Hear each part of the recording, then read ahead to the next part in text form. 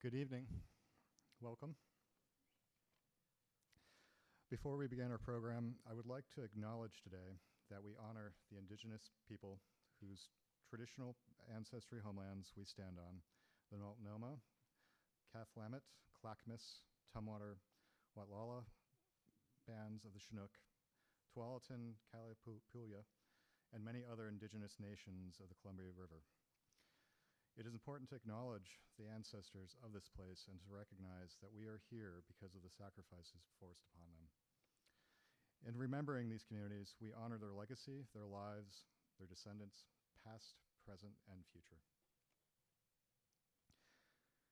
Tonight's lecture is supported in partnership with our MFA in Print Media and Visual Studies programs, PSU's School of Art and Design and Contemporary Art Practice MFA in Studio Art program, the James DePriest Fellowship provided by the Harold and Arlene Schnitzer Care Foundation, as well as 1430 Contemporary. We are excited to welcome Arnold J. Kemp for this evening's lecture on his work and research as part of the Holly Ford School of Graduate Studies lecture series. For almost 3 decades, the Chicago, Illinois-based artist Arnold J. Kemp has been concerned with artists, writers, curators, educators, working in art spaces founded by and in support of other artists. His artistic work and writing is rooted in research and process and engages ideas about permeability of the border between self and the material of one's work.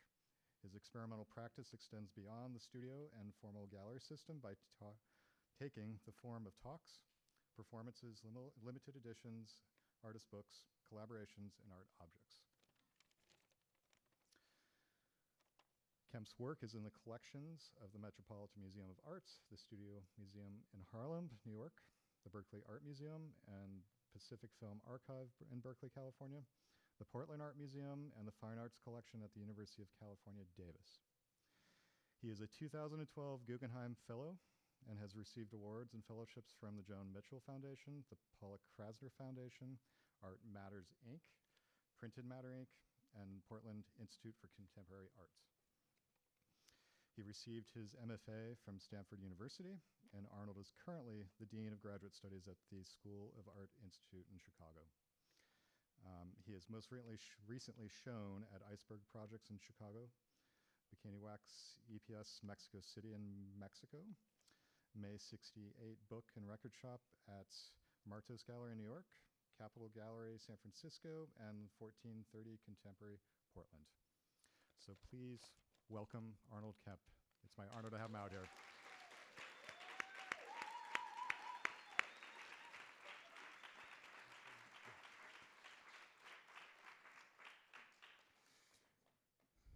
Hi, I'm Arnold Kemp. Can everybody hear me? Yeah, okay. We're just gonna wait until my nerves settle down. I'm feeling super emotional.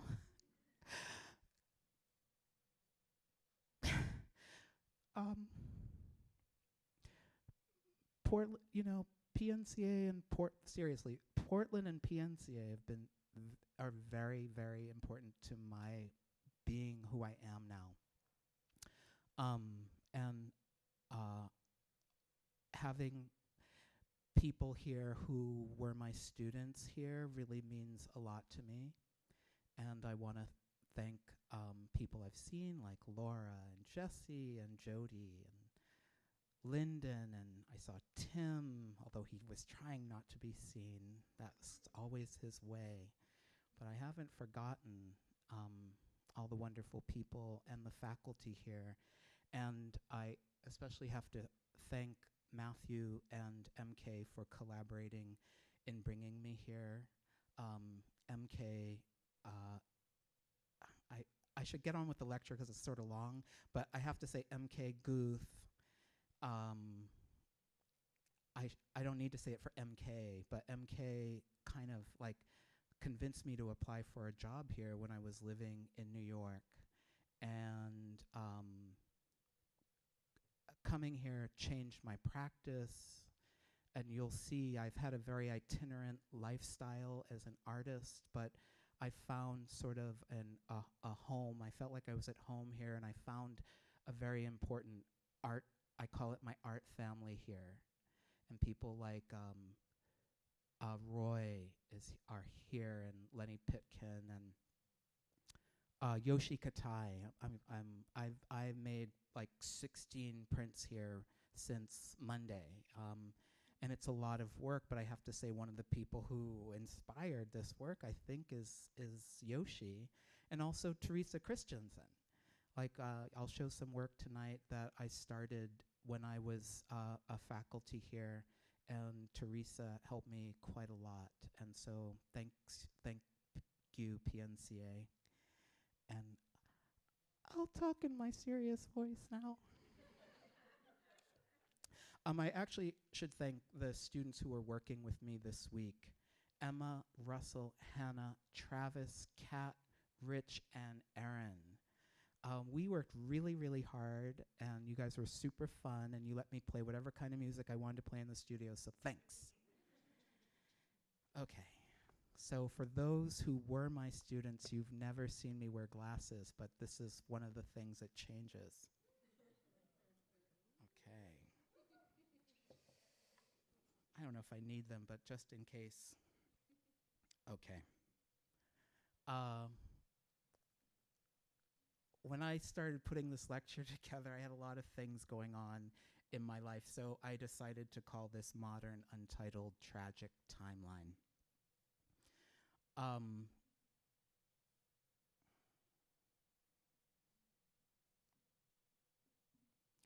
I had showed that image of waiting earlier, and waiting is something I do a lot. I can kind of wait forever because I'm never bored. I can always just spend time just observing. But in a lecture situation, when I am getting nervous, I do use this idea of waiting or delay. And delay in particular makes me think about Marcel Duchamp as sort of another artist who used delay. And I feel like it's so weird and retro to bring up Duchamp, and probably students hate it. But Duchamp, I think, is really important to my thinking as an artist. This is an image from the Green Box, which is a selection of notes that detail the ideas and thought processes behind Duchamp's groundbreaking work, The Bride Stripped Bare by the Bachelor's Even, which is also called The Large Glass, which he worked on from 1915 to 1923. And the haphazard appearance of the box's contents belies the care Duchamp took in its creation. He painstakingly tore collotype reproductions along the edges of custom-made templates in the shape of 93 notes, originally written on stray scraps of paper. The results offer viewers the opportunity to become active participants in the notes' arrangement and interpretation. And the kind of waiting that interests me makes me think about Duchamp replacing the word for picture or poem with the French word for delay, as in a description that Duchamp wrote for the Green Box on one of the notes. He said, use delay instead of picture or painting. Picture on glass becomes delay in glass, but delay in glass does not mean picture on glass. It's merely a way of succeeding in no longer thinking that the thing in question is a picture, to make a delay of it in the most general way possible, not so much in the different meanings in which delay can be taken, but rather in their indecisive reunion delay. A delay in glass, you would say, a poem in prose, or a spittoon in silver. This makes me think about my friend Bob Gluck, who's a poet and a theorist, and actually a great educator. He was expressing a desire for a constant disruption of the means of semantic production, and he says, I don't see any reason to try to avoid that. I'd rather see a reason to try to accentuate that. but I try to accentuate that not in the interest of obfuscation, but in the interest of precision. But for me, delay and waiting allows me time to collaborate with other writers, poets, curators on different projects.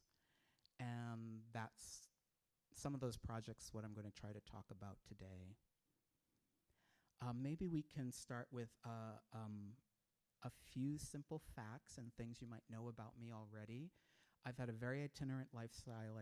As I said, I was born in Boston, but I lived in Boston for quite some time.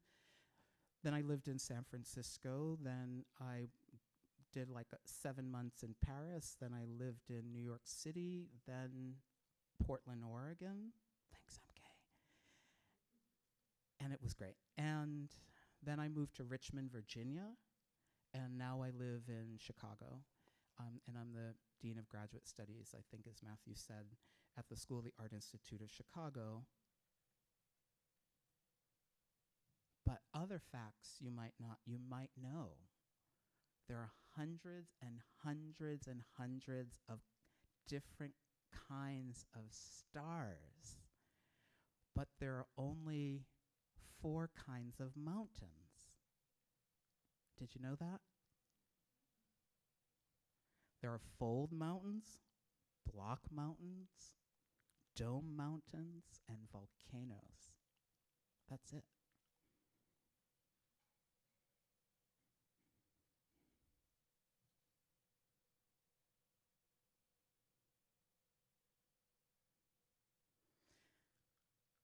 There are lots of incredible musicians in the United States.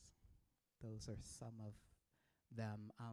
We worked really hard in the studio this week. We listened to a lot of kinds of music, and I think that music and the inspiration of music is really part of my work.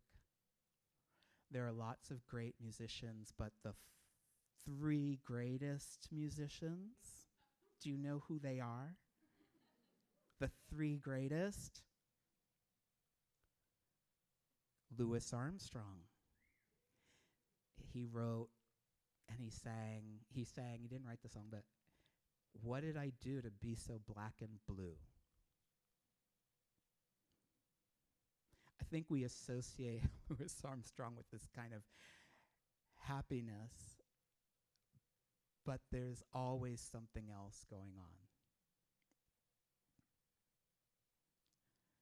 Billie Holiday, right? And Aretha Franklin. Those are the 3 greatest American musicians. But besides music, what do they have in common? Any guesses? They all had very complicated relationships with their fathers. They also had an influence on one of my favorite musicians, Ornette Coleman.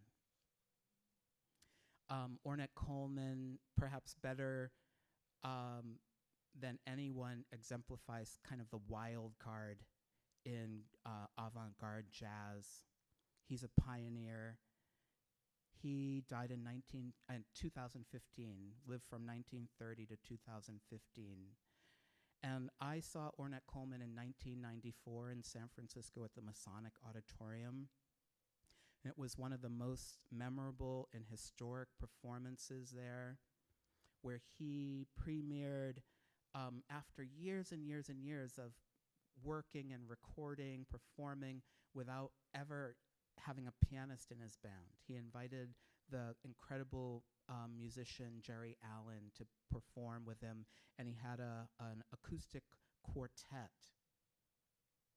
And they premiered a piece called Tone Dialing, which was a multimedia work combining the debut of that acoustic quartet with spoken word, video effects, and a live on-stage demonstration of body piercing by Fakir Musafar.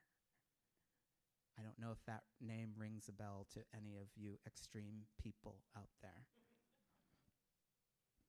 But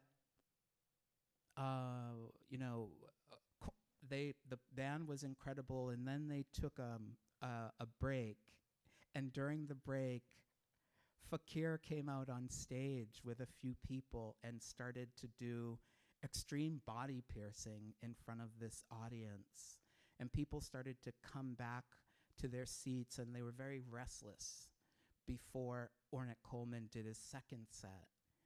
And people didn't know what was going on. Just suddenly these people had appeared on stage, and like people were hanging from their nipples from the stage.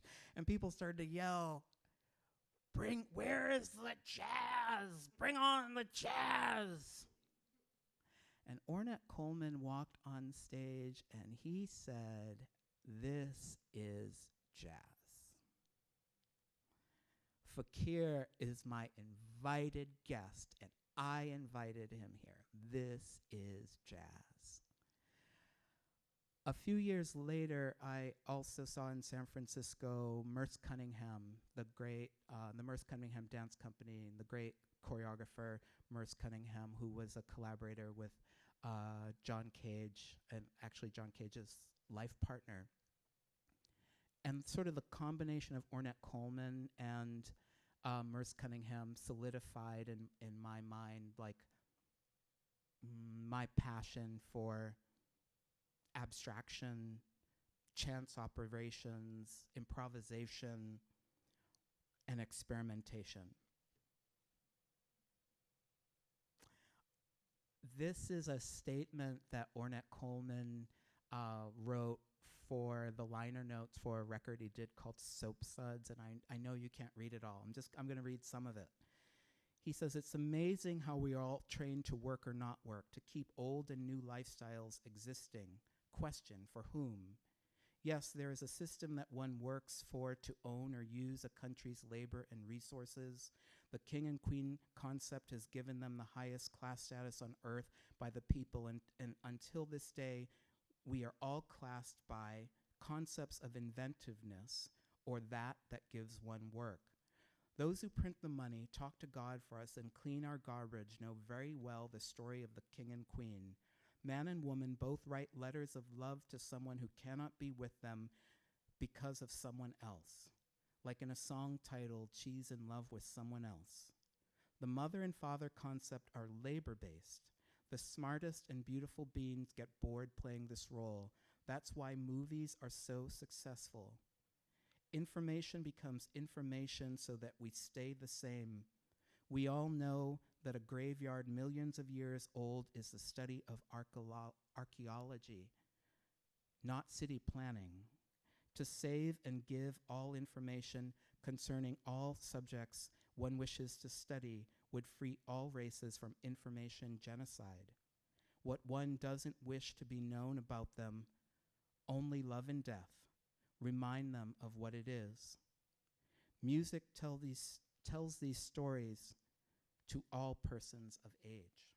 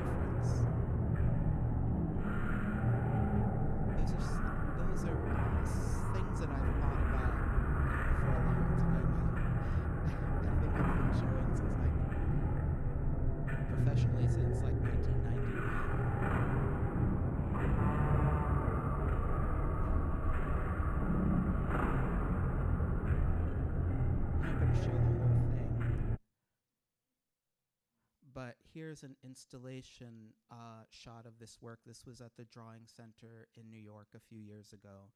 And I showed a series of drawings that I might talk about later if we have time, but also this video.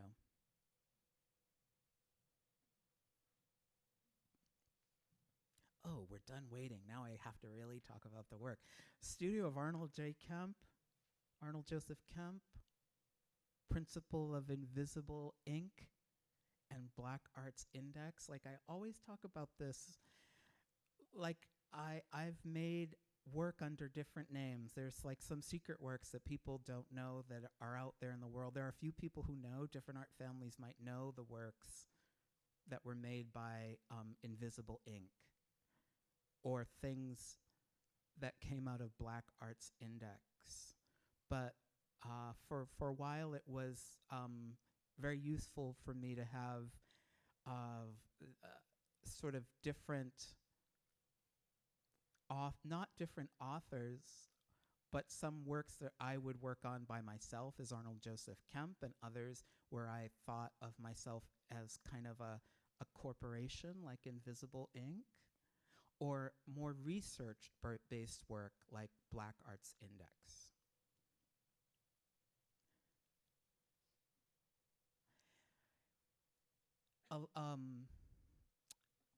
Over time, working this way with these different concepts and sort of not different voices, but these different sort of iterations of my work got associated with a form of experimental literature called New Narrative. This is a recent book about New Narrative that came out. New Narrative is a form of like experimental avant-garde literature that came out of San Francisco in the late 70s.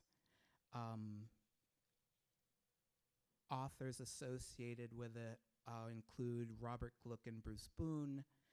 And New Narrative as a movement strove to represent subjective experience honestly, without pretense that a text can be absolutely objective, nor its meaning absolutely fluid. Authenticity is paramount in New Narrative and is possible with a variety of devices, including fragmentation, metatext, identity politics, explicit descriptions of sex, and undisguised identification with the author's physicality, intentionality, interior emotional life, and external life circumstances. The New Narrative movement includes many gay and lesbian authors, and the works were greatly influenced by the AIDS epidemic in the 80s. I mean, if you're interested in some of the major works, you might think about Dodie Bellamy's The Letters of Mina Harker, Bruce Boone's My Walk with Bob, or Bob Gluck's recent book, Communal Nude. There's also a whole lot of younger generation of writers, such as Renee Gladman, Pamela Liu, Rob Halpern, and also myself as an artist who's also writing. And I'm going to read to you a text that I wrote that's published in this book, while I also show you some images of a fairly recent project of mine called Possible Bibliography. I'm not going to say much about that, but I might talk about it a little more after I do this reading. Kathy Acker came to me in a dream, and she stayed a long time. I am still processing the messages that she gave me. I am still contemplating the exercises that she had me do.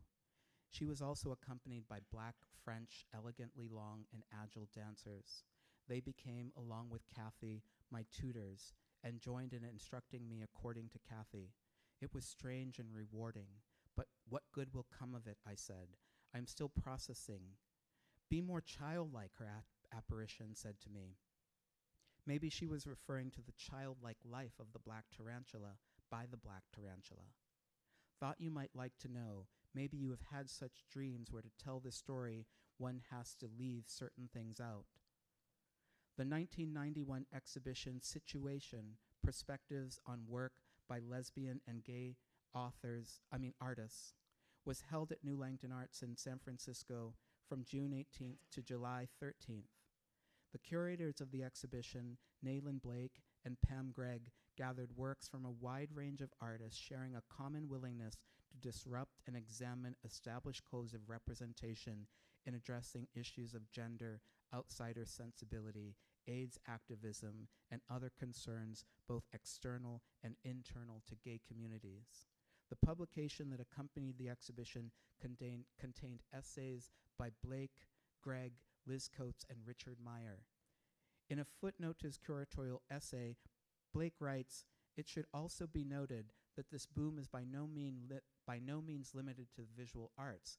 Indeed, there is a massive and pervasive shift in the entirety of lesbian and gay sensibility, finding expression in literature, performance, and film and video, codes of dress, and music." Some of the artists included were Laura Aguilar, D.L. Alvarez, Rodney O'Neill Austin, David DeShield, Joy Episala, Lyle Ashton Harris, Richard Hawkins, Clifford Hanks, G.B. Jones, Carrie Leibowitz, Monica Maioli, Donald Moffat, Catherine Opie, Jack Pearson, Rex Ray, Brett Reichman, Hunter Reynolds, Jocelyn Taylor, Connie Samaras, Wayne Smith, Millie Wilson, Martin Wong, and Carrie Yamaoka. I saw the exhibition the day after it opened and decided then and there that I really wanted to work at New Langton Arts, where they seemed to show the most exciting artworks I had ever seen, and most by artists I had never heard of before. I returned to the exhibition almost religiously, hoping that if I started to hang out there, then perhaps I would be offered a job. Instinctually, I knew that a job at New Langton would not only allow me to live in San Francisco, but it would allow me to learn about this community of cool artists and curators. I was not yet aware that New Langton Arts was also central to the experimental literary scene in San Francisco that included such figures as Barrett Watton, Kathy Acker, Robert Gluck, Dodie Bellamy, Camille Roy, Leslie Scalapino, and Lynn Haginian, to name a few. I had just arrived in San Francisco on June 16, 1991, and had no job and no place to live, and it would be like that for the next 3 months. All I had was some money that I saved by not paying my final college bills. Previous to being in San Francisco, I was an art and literature student in Boston, where I experimented with text and image-based works that addressed issues of AIDS. I was also a poet and had worked at Harvard Square's Grolier Poetry Bookshop. I made work alongside several black artists and writers connected to the Dark Room Collective, including Tisa Bryant, Ellen Gallagher, Thomas Sayers Ellis, Sharon Strange, John Keane, and Kevin Young.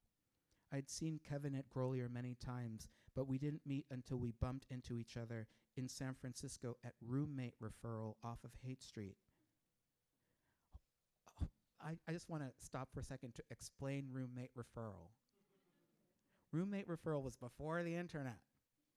It was this little room with big binders full of handwritten profiles where you could read the profile of someone who was looking for a roommate, or you could write your own profile and leave it there for someone to find you. I was homeless and jobless my first 3 months in San Francisco, by the way. But Kevin and I had Boston, Harvard Square, the Dark Room Collective, poetry, and a love for jazz in common. We both had also been published in Agni Review and Callaloo. We began our friendship by meeting to write and read together at coffee shops on 16th Street in the Mission, and we began reading around San Francisco and Berkeley, first at a bar that used to be on Guerrero Street, and then at a different bookstore on Castro Street, and Cody's Books, and Black Oak Books in the East Bay. We also frequented Small Press Traffic's bookstore, which was near where Kevin lived. Also, I had begun working a few days per week by then, and started to meet the artists and the writers who passed through New Langton. Robert Gluck, Kevin Killian, Dodie Bellamy, D.L. Alvarez, Camille Roy, and Kathy Acker seemed to be bridges between artists and writers and sensibilities and concerns that were queer, local, and rooted in narratives that probed collective fictions of persons, personality, and sexual politics. Their writing aligned with exhibitions such as Situation that built a stage on which the position of the outsider could form, perform, and reform culture from the bottom up. Maybe because Acker taught at the San Francisco Art Institute, or maybe because she was also around, or maybe because she was famous, she had a large following among artists and her name was spoken often. Also, her theoretical essays and experimental novels and performances were defining gestures in the discourse on postmodernism and appropriation that was moving through the visual arts at the time. Her essay, Realism for the Cause of Future Revolution, was published in the influential textbook Art After Modernism, Rethinking Representation in 1984. When I first met Acker, I asked her where I might begin reading her work, and she suggested that I begin with her novel Great Expectations. Robert Gluck and the artist Chris Kamader included a series of drawings of mine in a 1998 exhibition they curated for the Lab Gallery called Bottoms Up. In the accompanying catalog, the curators dedicated the exhibition to Kathy Acker as the exhibition elevated the position that Kathy played so well, that of the lone outsider, and in that role, the possibilities for true life and true freedom.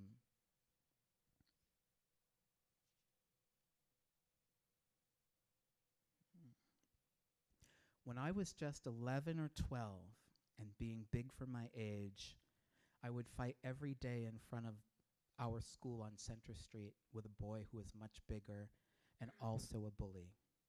He was like me with a white mother and a black father, and he was not like me because he was rough and mean and was very fair-skinned with straight light brown hair, and he was fat and could easily pass for white.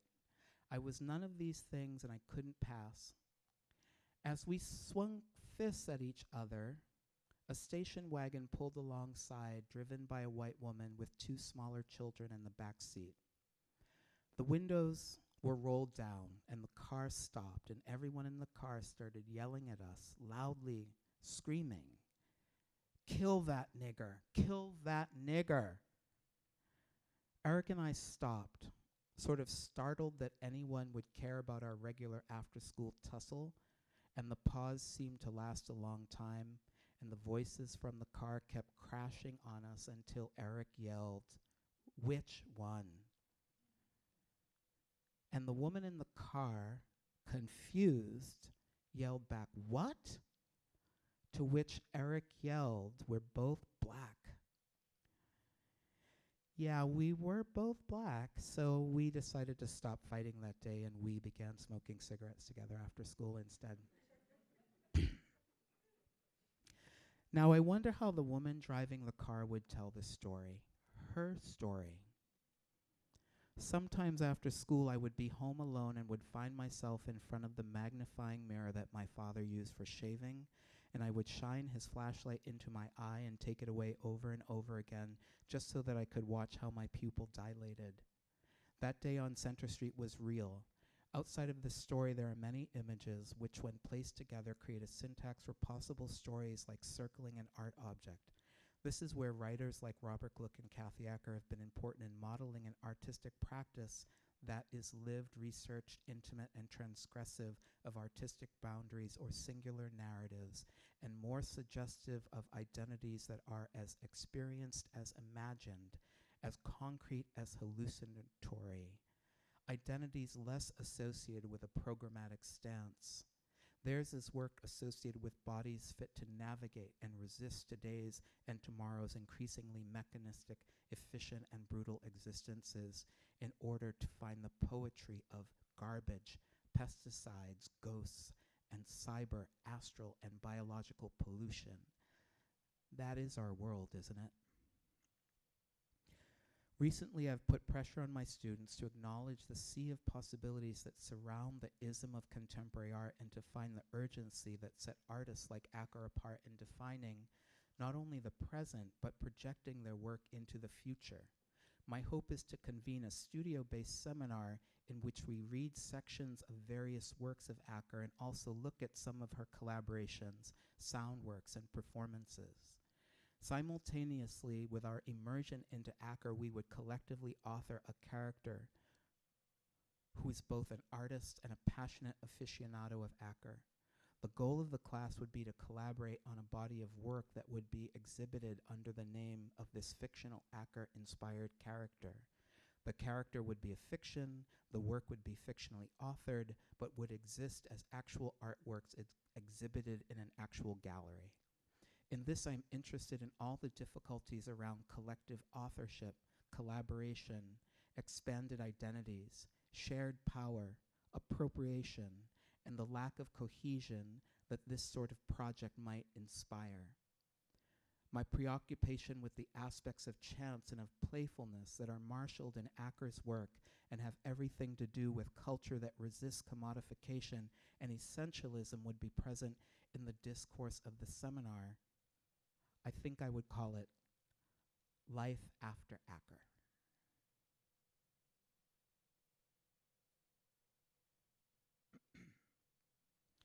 So these images are from a project of mine called Possible Bibliography. It's a collection of about 50 photographs, approximately 8 by 10. They're a little bit smaller. They're contained in a linen box that's especially made for the project. And there's room in the box, and none of the photographs are bound, so it allows whoever has the box to rearrange the photographs, add their own photographs if they need to. But basically, they're all books from my own library, and those are my hands holding the books. Some of these I've had for a long time. They're very important to me, things that are given to me by teachers or mentors or friends.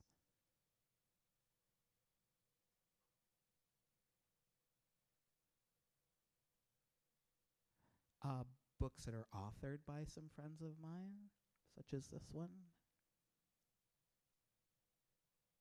I feel like Stephen Slappy gave me this book. Stephen here? Because he'd tell you. I think Stephen Slappy gave me this book.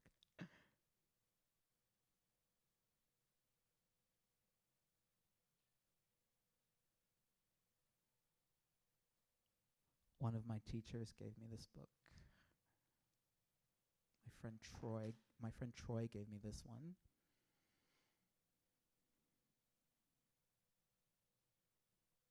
The artist G.L. Alvarez gave me this book.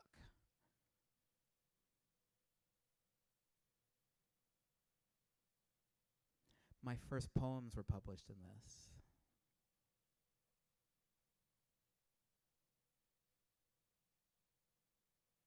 I illustrated the cover of this book.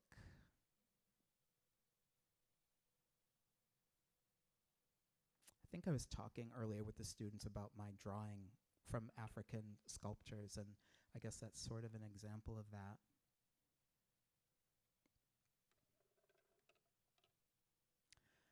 This is a piece of mine, a sculpture I call it. It's called Sculpture, the History of, and it contains a small aluminum figure that is cast from an actual wooden figure that was given to me by an art historian who specializes in African art. So I derived this aluminum figure from this wooden figure. The card there is an advertisement from Gagosian Gallery of a show of sculpture by Rodin. And the box is a box that I received from a gallery in New York called Matthew Marks Gallery. And inside of that is a ceramic sculpture by Roy McMakin, who's a terrific artist. And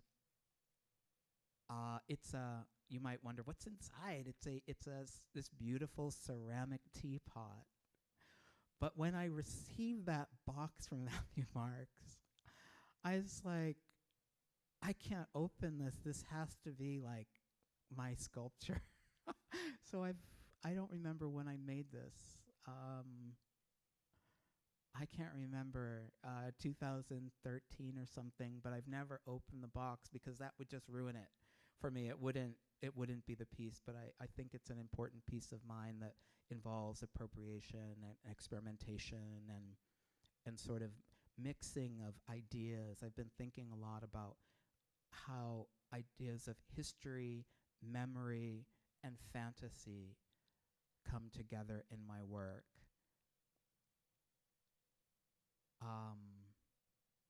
And I just want to, I'm sure some of you are questioning, but I'm telling the truth. There really is a sculpture in that box.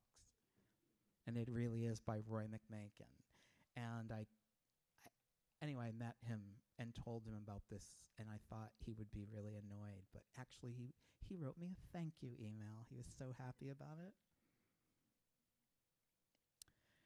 This is a work of mine called In Black and White Spaces, We Can't Lose Our Losses.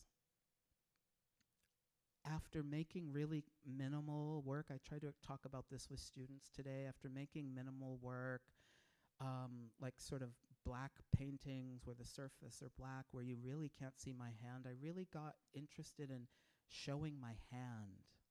And one way, actually PNCA was really important to this. I was going to do a project about where I made mirrors. I wanted to make mirrors instead of paintings. And I was going to collaborate with a friend here.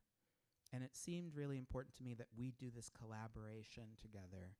But my friend got another job and left Portland. And I thought then I didn't want to make the mirrors anymore, but I still wanted to do this thing where I was showing my hand and I was really making something. And I was walking around in the old PNCA building and saw like an advertisement. Some guy was traveling around the country teaching people how to make shoes. And I thought, ooh, the shoes could replace the mirrors, I thought. And I called whoever was organizing it here. I can't remember her name, but she had a shoe store in town and started talking to her. And she actually didn't have a really good space for this class at all. It was tiny with no air conditioning, and it was the summer. They had all these people signed up, but they really didn't have a place to meet. And it was the summer here and not much was going on. So I don't know. I think I talked to Melissa McClure. And she's like, yeah, just do it in the sculpture studio. So people from all over the world came, from Spain, from Canada, from all over the U.S. to take a class with this man named Marcel Marzan, who lives in the South now. But when I first met him, he was just an itinerant guy traveling with his wife, teaching workshops around the country. And he never could understand why I didn't want to wear the shoes. I was always very clear they were going to be sculpture. I had made several pairs of shoes with Marcel. This piece is called Let His Body Be a Living Letter. And you see how I've paired the shoes with seashells, because I was thinking about the rhyme, sort of an off rhyme between the word shoe and the word shell, but also to think about this similarity in their function as a protective enclosure for whatever foot is inside of it. And I was interested in the shells also because of my family's origins in the Caribbean. You know, my mother's from Trinidad, my father's from the Bahamas. One of my grandfathers made men's suits and the other one made shoes. And maybe making shoes was better than making mirrors as a way to think about identity. I'm not really sure, because I still haven't made the mirrors yet, but maybe one day.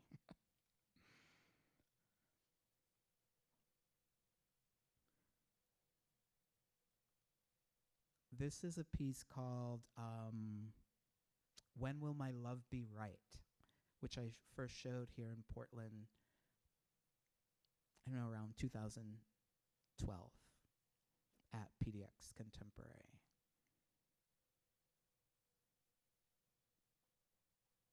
it's one of the more narrative pieces of mine. Like each part of it is like a character to me. Each part is sort of playing its story, and it's a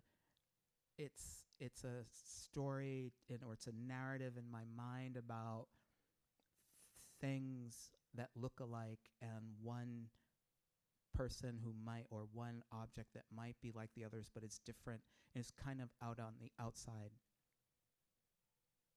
So that object that is on the outside, I gave it its own shell to climb into.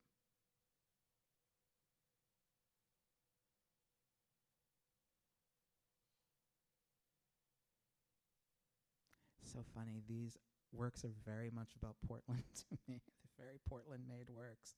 I think my works have changed in different locations where I am. Not that I'm not interested in them anymore. It's just, I don't know, that's who I am. After Portland, I went to Richmond, Virginia.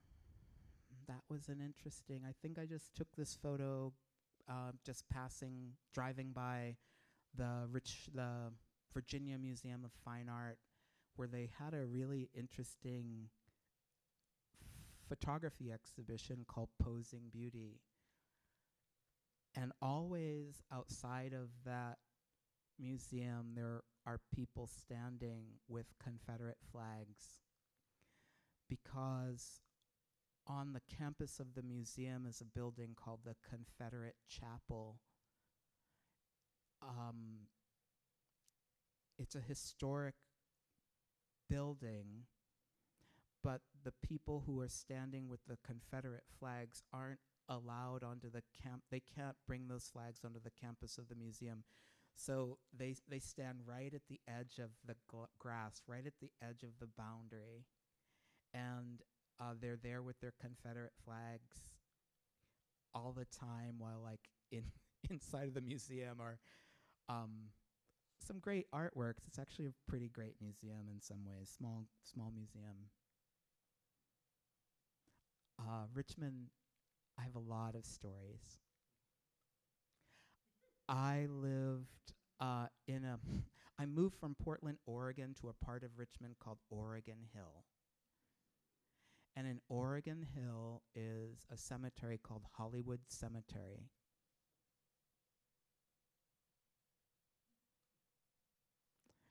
So many stories. Inside of Hollywood Cemetery are buried 18,000 Confederate soldiers, 2 U.S. presidents, and the Confederate president. And people from other parts of the South would come and do things like bring cannons all the way from North Carolina to do reenactments from the Civil War. And they would light these cannons and blow them off, or whatever they say, shoot them, I guess. And my whole studio and where I live would shake, and I would have to leave my house because I was under attack.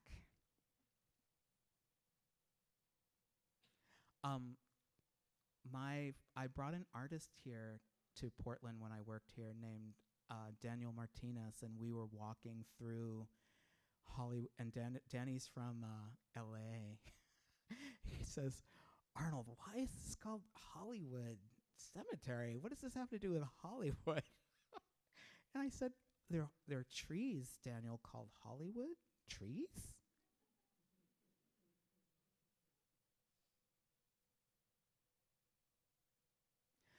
But living in the South and living in Oregon Hill and living so close to that cemetery also had an effect on my work. I made this piece called Invisible Hand, which is made of coconuts and bamboo, and they're wind chimes. And I think of it as sort of a primitive early warning system against ghosts from the cemetery.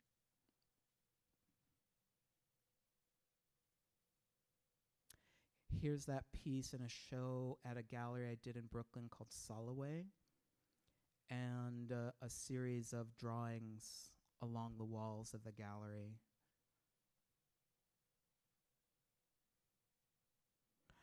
I made some sculptures that one I call dark glass.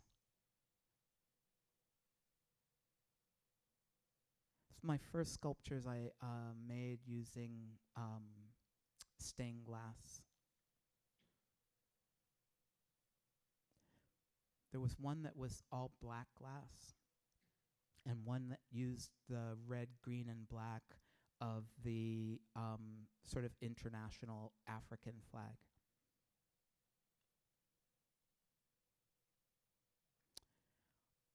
Also in Richmond, I made a piece called Headless.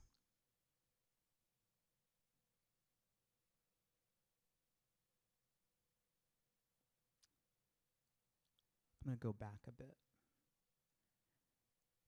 So Headless is made of these two sort of semi-identical rubber masks of Fred Flintstone that I've spray painted silver.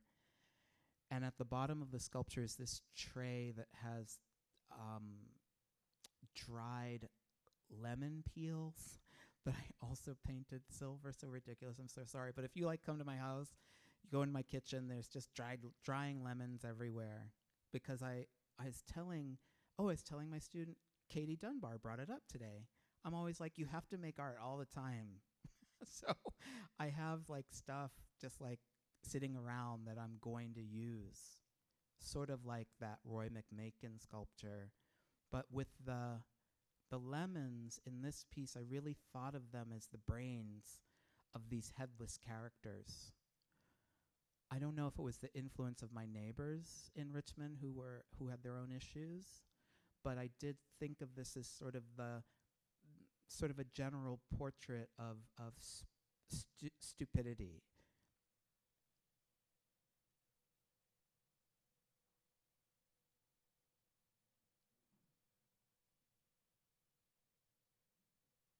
I'm a painter. People always you're a painter. See, I am a painter. This painting is called Daydream Nation. I was talking about making minimalist works and my paintings, which were mostly black. I was telling, oh my God, I'm repeating myself because I was telling the students today about my use of the color black and thinking about it as a racial term or racial designation as a kind of color, but also a kind of magic that I really do believe in. And I'll make paintings again. But I'm wandering a little bit. I'm delaying the paintings because it's too easy to make a whole lot of pretty paintings. And I think when, in that previous slide, when I wrote, what does it mean for a painter to think? That's in reference to that, delaying and being a little Duchampian and not being so hyped up about overproduction and actually looking at even something that's completely abstract and looking for the social, political content that's in the work. How are we on time right now? We're good? This is a recent show. This was my first show in Chicago at a place called Iceberg Projects, and it was called The Stupidity of Belief. It's almost like a little mini retrospective.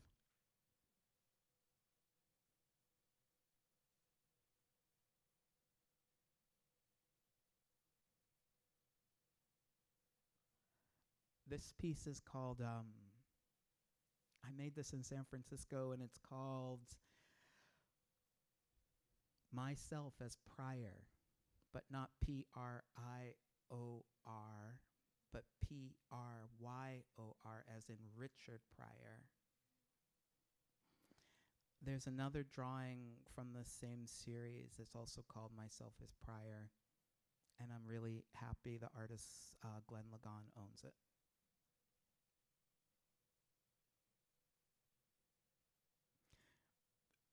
this is another kind of wonky self-portrait that's not a self-portrait, that brings together the idea of history, memory, and fantasy.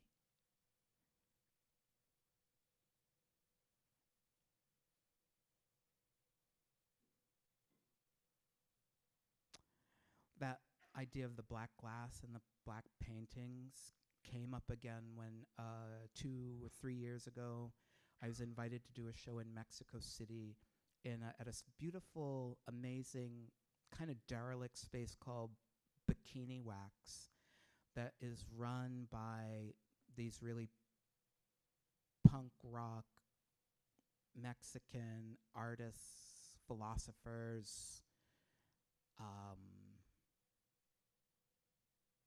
curators, really interesting group of young people collaborating to bring really politically minded, like, lecturers to the gallery, as well as bringing artists from all over the world to present projects. And because the building was fairly derelict, I thought I would replace a lot of the broken glass with black glass in the skylights and the windows. Some of my documentation of this isn't very good because right after I did this, they had those 2 big earthquakes in Mexico City, if you guys remember. And actually a lot of the work I made there, and there's a lot of it's still there because it could never get back to me.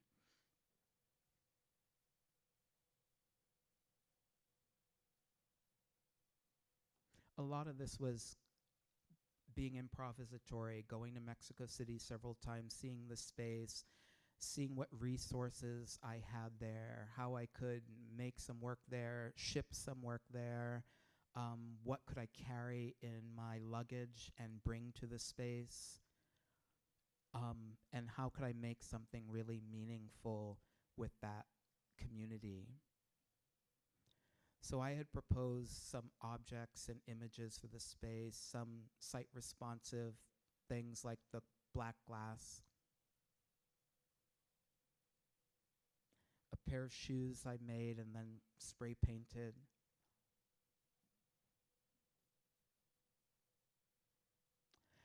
The title of the show is called When the Sikh Rule the World.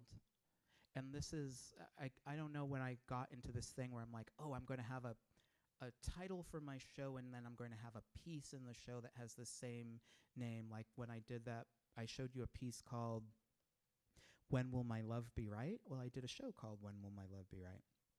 And here is a piece that's called When the Sikh Rule the World. And it's a collection of transistor radios, all battery powered, on these really large pieces of copper.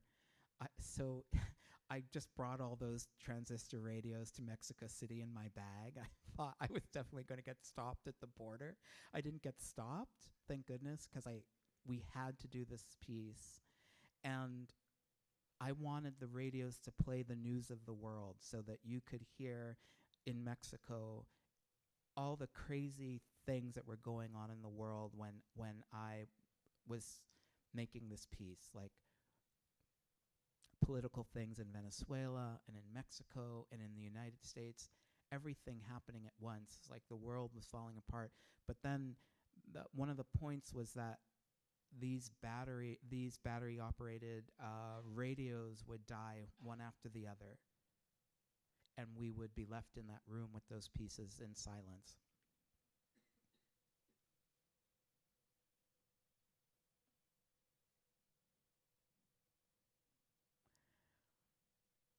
I also decided in a very sorry,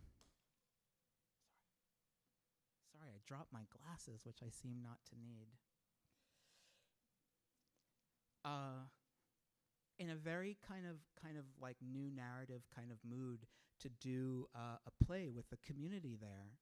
And so I wrote a play called February 14th that is kind of a farce about the art world and art education. And it's very funny but super critical.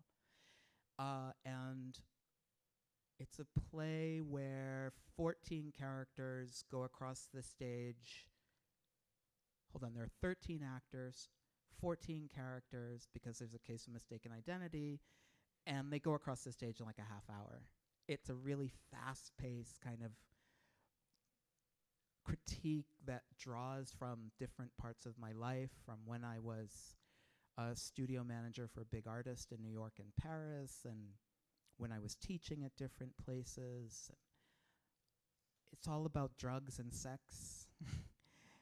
And it's really interesting. I wrote this play, had it translated into Spanish, very quickly gathered a cast from the community around Bikini Wax. These are artists, writers, philosophers, curators, who I got together.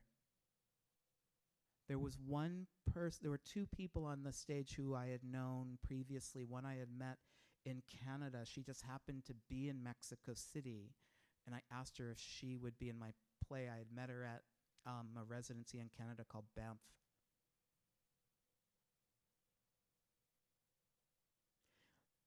While the play was going on, I was also sort of on stage or in front of the stage directing and sort of breaking down that fourth wall. All of the actors who had, like, we had one rehearsal an hour before we went on stage, so they all have their scripts in their hands.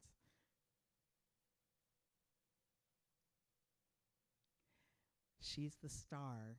She kind of is playing Nan Golden. She's amazing. Her name is Paloma.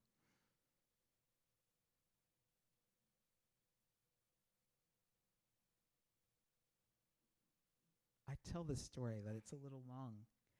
So Bikini Wax is that building behind this group of people. And we had quite a crowd at the opening, including like children from the neighborhood who were playing in the installation before the play started.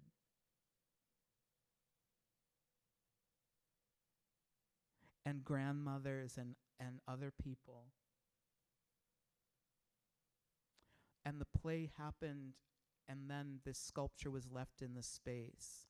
And this wooden structure it's supposed to be like a bed. It's basically Nan Golden's bed, where the whole play takes place. There's lots of drugs and sex, a lot of comedy. I'd like to do it in Portland, in this space one day. We could remake the bed. Hint, hint, Mac. But, I think the whole, when Trump was elected, someone had asked me how would I respond as an artist, and I said I wanted to work internationally, and I wanted to do more collaborations. I didn't want to be the single author. I thought it was really important to reach out and make community, be out in the world and not sort of secluded while we have the presidency we have. So the whole project in Mexico City came out of that, but also a collaboration I did here in Portland, Oregon with Kristen Kennedy, where I was flying back and forth between Portland and Chicago. Kristen's really, really busy. And I would just show up and we'd make work in her garage because we were going to be doing a show called The Big Dark at 1430, which I think we did, a year ago or less or something like that. And it was like the most amazing experience to work with an artist as great as Kristen, but also it's funny talking to you because I feel like I am talking to my art family. And so there's a really different feeling here, like working with Kristen, who's really like my sister, really interesting, and my own sister's an artist. Art family's a funny thing because my father is one of the most critical people, and like hanging out with my father, I always feel like I'm an MFA student again. The questions he asks, he'll say things, we'll be in a museum and we'll see Fred Wilson and Glenn Lagon and Kendi Wiley and Lorna Simpson and Carrie Mae Weems, and he'll say to me, so what makes your work different than from all of these others? And I'm like, you're 92. Like, how did you get so smart? Because he really like makes me feel like I'm an MFA student again.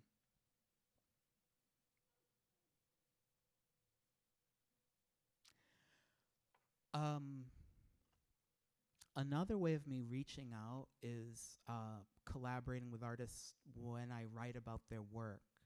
So I'm in the interest of time, I'm not going to read this piece. It's a long piece of writing that's just a kind of an excerpt of it. But the painter Mary Weatherford, who's an abstract painter, who's been here. She's been here as a visiting artist and went to Caldera with with the students here, with the MFA students.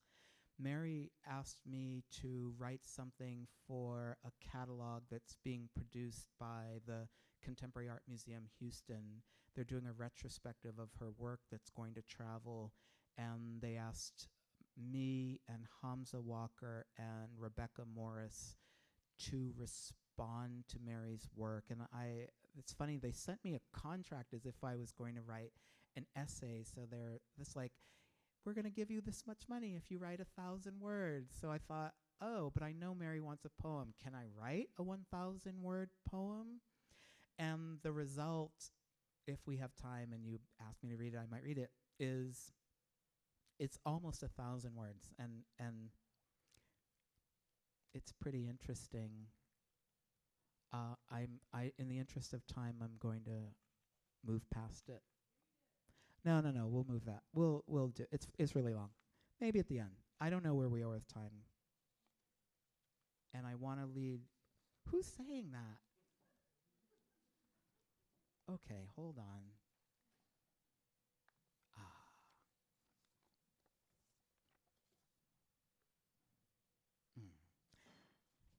You wouldn't say that if you know how many images I have left. So these are new photographic works of mine. They're really large. I don't remember the dimensions. 68 inches long, something like that. They're really long and about 4 feet wide.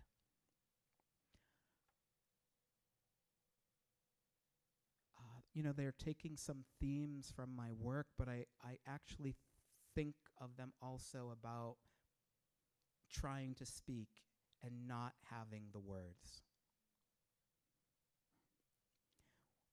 Where the hands, those are my hands again, and this rubber mask are sort of miming or doing a sign language.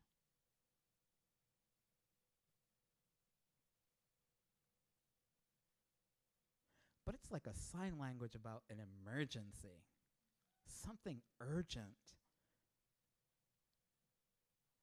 But I don't know what the words are.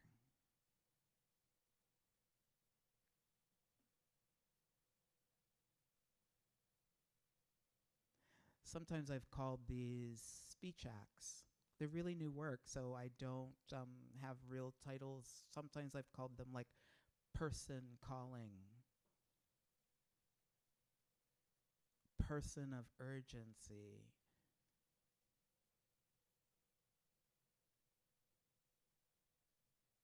Or just Untitled.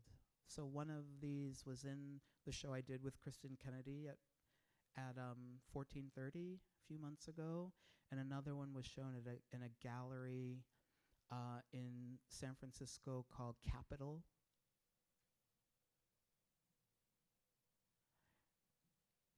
I shouldn't say these things, but I guess the Berkeley Art Museum just collected one of these, which I'm very happy about.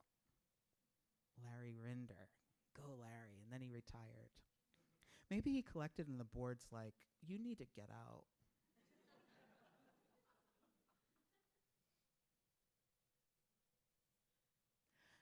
But I set this goal in some of the new work, that the new work could be beautiful, funny, and scary at the same time.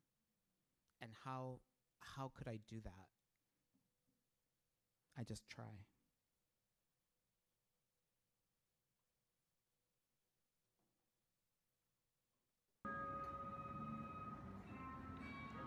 Okay, I'm going to take it.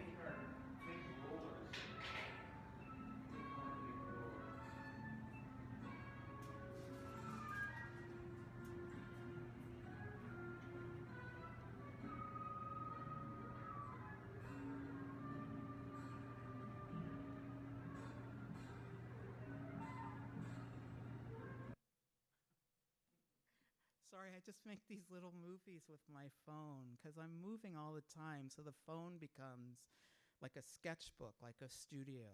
I have notes and pictures. And my last time I gave a lecture here, I just showed images from my phone and from my Instagram feed. And we talked about flatness and depthlessness.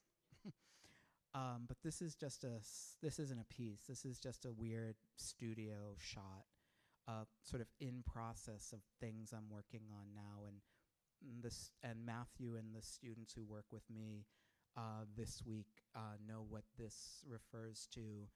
That after making some works that were really lens-based, I decided that I wanted to make some works that were completely analog.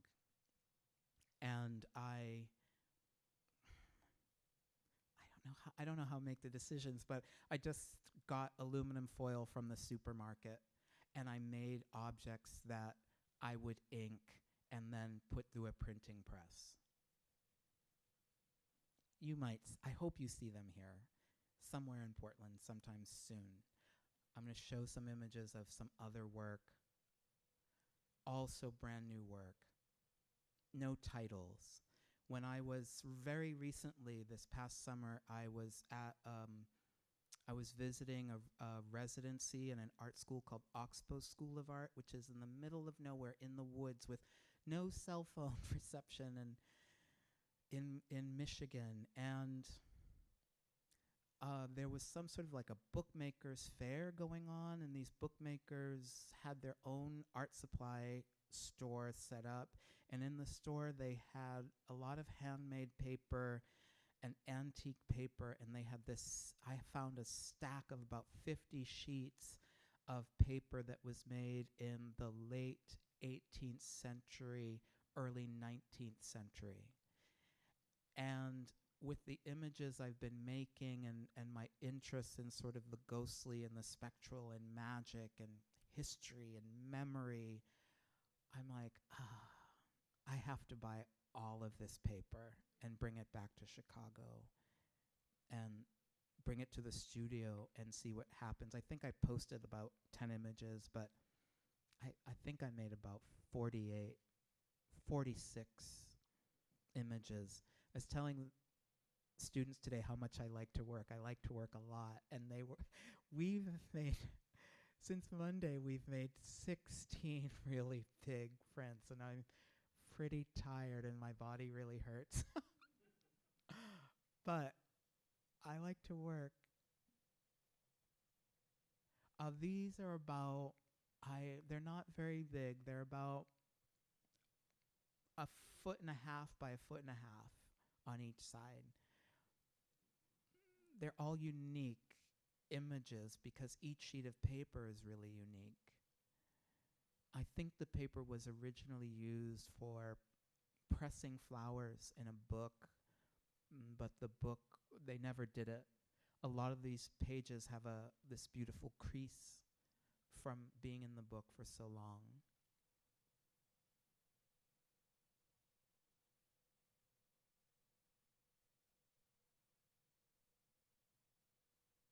I'm sorry there's no titles as yet. You could tell from my other work, I really believe in titles as a way of giving people an entry into the work.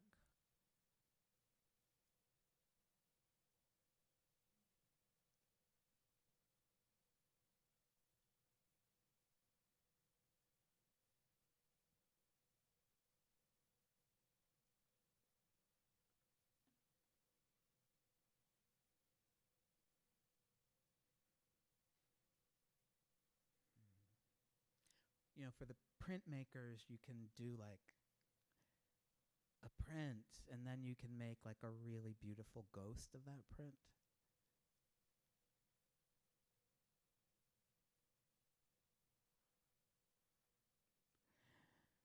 So with the aluminum foil, it's really like drawing to me, where I have this material that I can shape with my hands, and it records any sort of movement I put it through. And so it's kind of like a sculptural material, but I really relate it to drawing so much. And I think one of the things that excites me about the aluminum foil, it's really when I'm working with it, it's like doodling in some way, and I can be very free.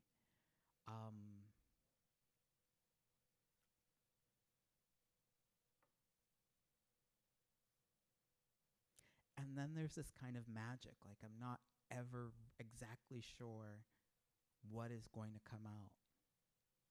But I do judge. Like I said, there's 48 of these. I put up 10. Maybe these are the 10 really good ones. There are some others. They're good. They're really good. Sorry. Oh, man.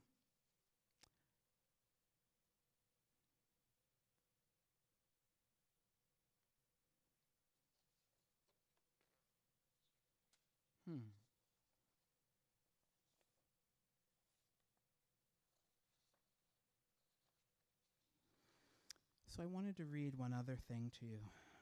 I think I forgot it. I was supposed to read it while I was showing you those images.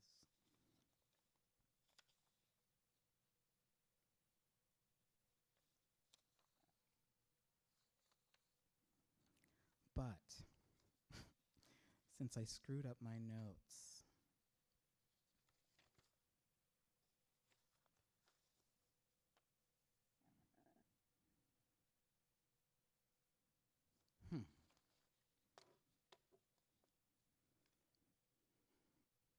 I'm recovering after screwing up my notes.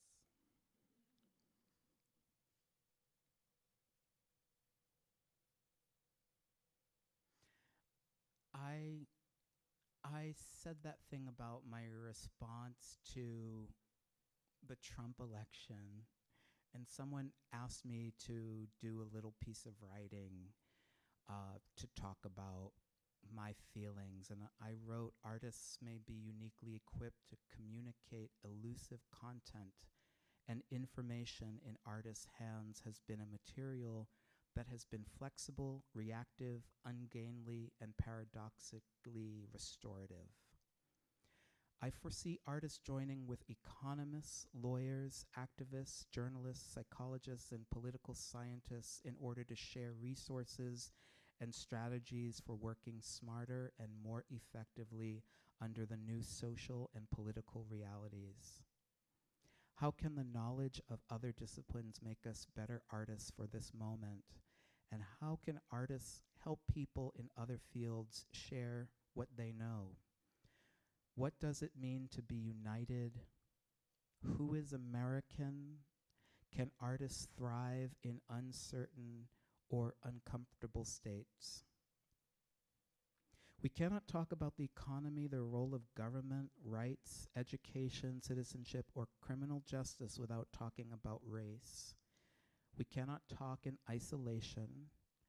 I've been initiating and joining public talks, theater events, think tanks, reading and discussion groups, and teach-ins. I plan to work globally. Let's see what this next image is. Oh, perfect.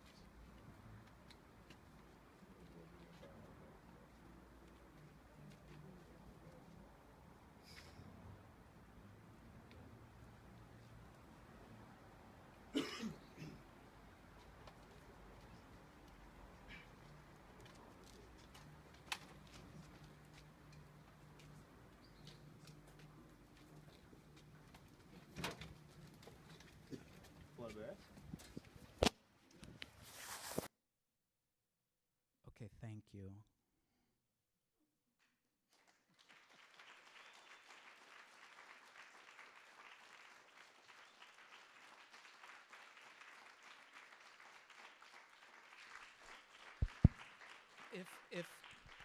If there are any questions, there's a mic in the audience that can be passed around, and I'll take a few questions.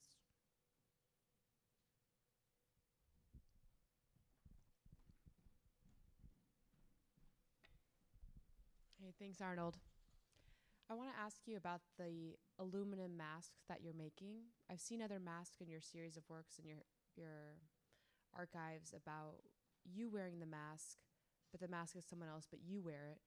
Who's wearing these aluminum masks? Are these the artist? Are these the viewer? Are these who I want to interpret? Who do you is wearing the aluminum masks? Somebody else asked me this recently. Someone, I can't remember who it was, just like last week, someone said, is it supposed to be me? Like, as a viewer is looking at the work, are they supposed to be the one in the mask?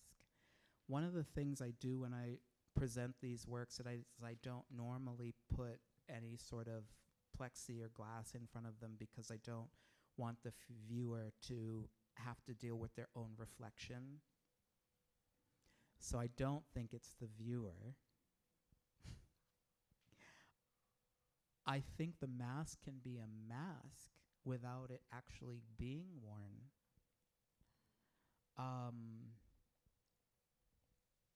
I think when I call them masks too, they're sort of shorthand for something else, something that I don't always define, and I don't want to sound like cheesy and talk about spirits or ghosts or apparitions. But those images, those masks, they come out of some sort of improvisation that comes out of my body. The mask might be for, the mask doesn't necessarily have to be worn. I mean, even if we're thinking about scale, like what type of a body would wear something of that massiveness? It's a good question. It's the revenge of my former MFA student, Katie Dunbar. Thanks, Katie.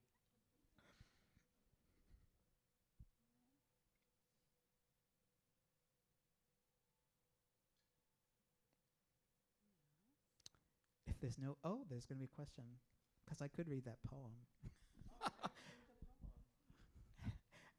Ask your question. I have another question about the mask, particularly through the process of making the prints. Obviously, like as they go through the press, they become deflated in some way. And then looking at the Fred Flintstone mask, like there's also like, it's not just a mask, it's like a deflated mask. And I guess I'm kind of wondering what attracts you to like the form of something being deflated.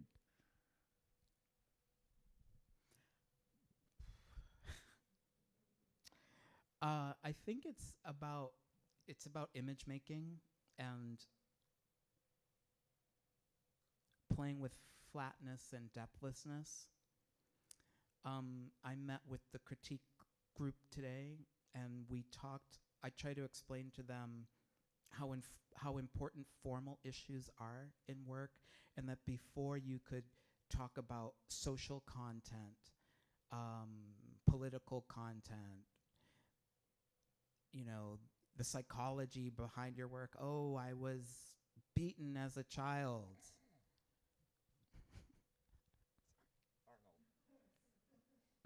You do have to talk about form. And what I'm really interested in is flatness. I really am interested in it as a formal thing, especially with looking at photographic images or print things, and when there's this weird, especially in those printed masks, these suggestions of depth, but as you get closer, it disappears.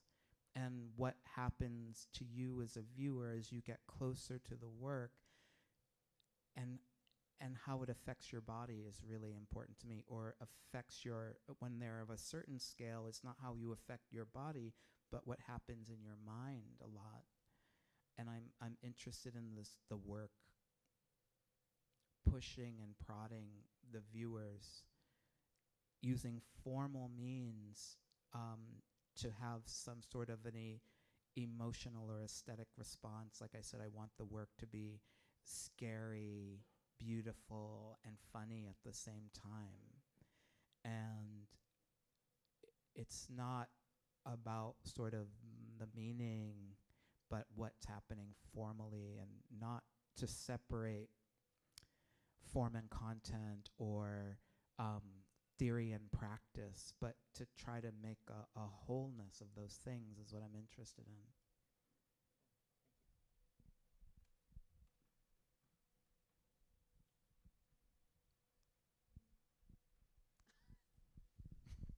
I have so many questions. So your biography, you captured so many photographs of different influences from poets, authors, writers, artists, philosophers. In a fantasy situation, where do you see the future? Like 10 years Arnold now? Who would you add to that collection? Like what books do you see yourself reaching borderline, or potential artists you see tapping into your creative field at this time? Like where do you see Greg 10 years from now Bordewitz? adding to it? Greg What- Bordewitz Yeah. is a really important artist whose work means a lot to me in terms of its activism, that its performance, its writing, its occasional object making, and also a deep investment in pedagogy.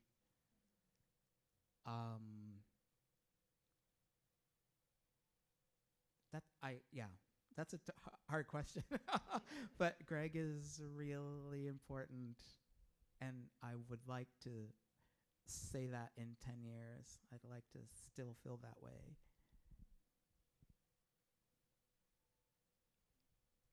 I'm going to ask a question. Oh.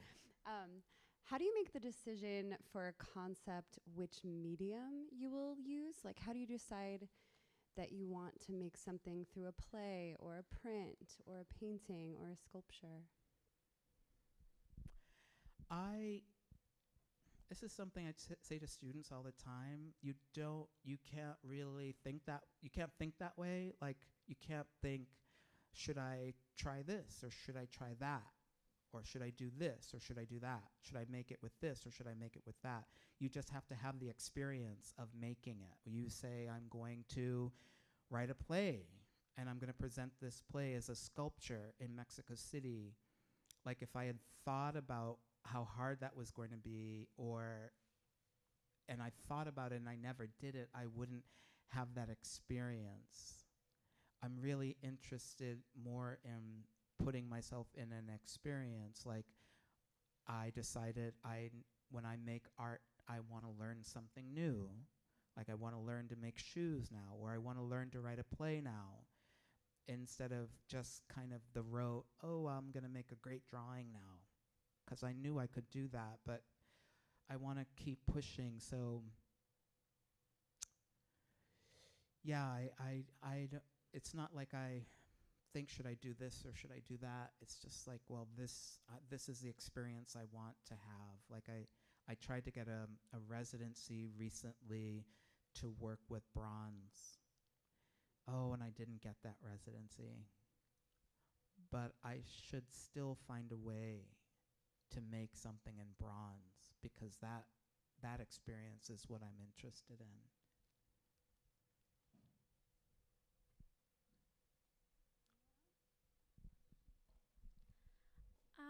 I know you talked about Ornette Coleman at the beginning and some other jazz influencers. Sorry. And I know you said that improvisation and other aspects about jazz and the history of that. Could you speak a little bit more about how music influences, like, your process of making?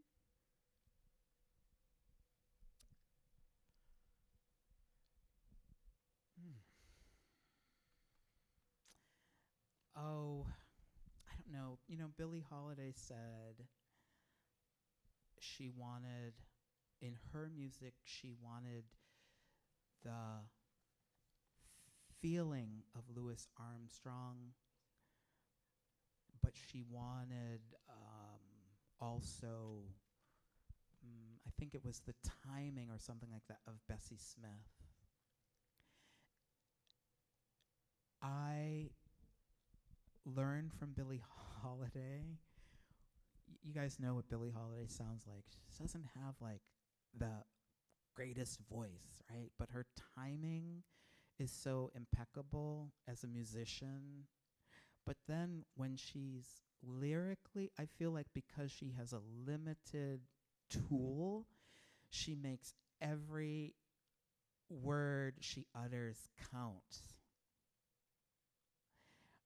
And that is something that I try to pick up musically, to be economic, to make the small gestures count. Also to think about bands and the collaboration that has to happen there, that